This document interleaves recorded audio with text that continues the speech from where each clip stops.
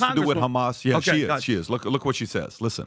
The other country. I want to ask you about sexual violence. And it's kind of remarkable that this issue hasn't gotten enough attention globally. Widespread use of rape, brutal rape, sexual violence against Israeli women by Hamas.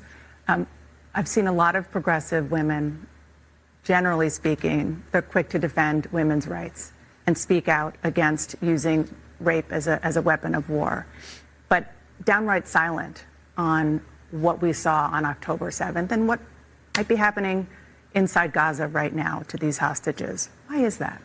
I mean, I don't know that that's true. I think we always talk about the impact of war on women in particular. In fact, I remember 20 years ago I did a petition around the war in Iraq. Have you said, saying have that, you talked about it since October 7th? Absolutely, and I've condemned what Hamas has done. I've condemned specifically all of women? the actions. Absolutely, the rape, of course. But I think we have to remember that Israel is a democracy. That is why they are a strong ally of ours. And if they do not comply with international humanitarian law, they are bringing themselves to a place that makes it much more difficult strategically for them to be able to build the kinds of allies, to keep public opinion with them. And frankly, morally, I think we cannot say that one war crime deserves another. That is not what international humanitarian law says.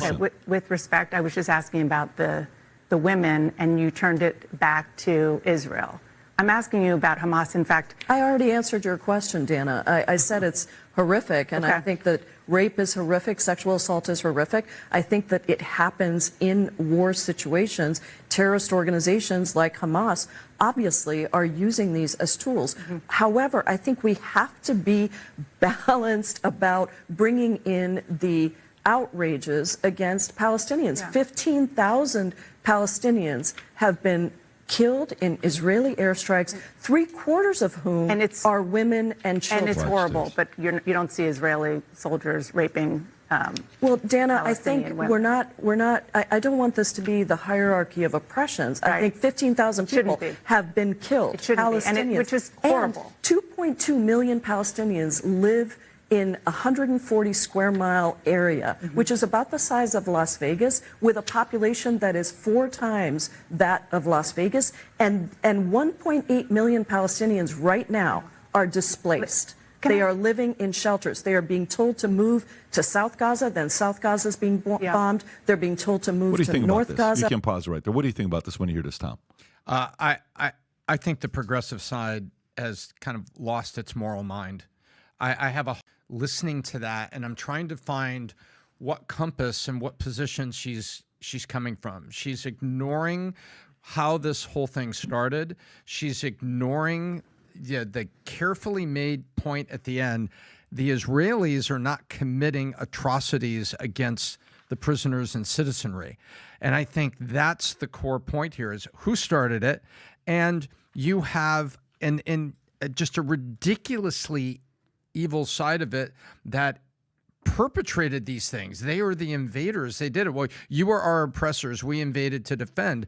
Yeah, but not like that. And I have a hard time with that moral compass. I mean, how do you make that argument in your mind to start with the Hamas invasion and the rapes and the atrocities that happened and things that we're not guessing? This isn't Reuters guessing. People have been released, hostages have been released, and they're talking about things, and with remarkable consistency. Then you come to the other side, and you just want to turn it into, well, Israel's bombing civilians. There are 2 issues there to be discussed, but I have a hard time with her moral compass. And she's chairman of the Progressive Caucus, so she's bought and paid for. She can't take any other position. Vinny, what do you think about what she said?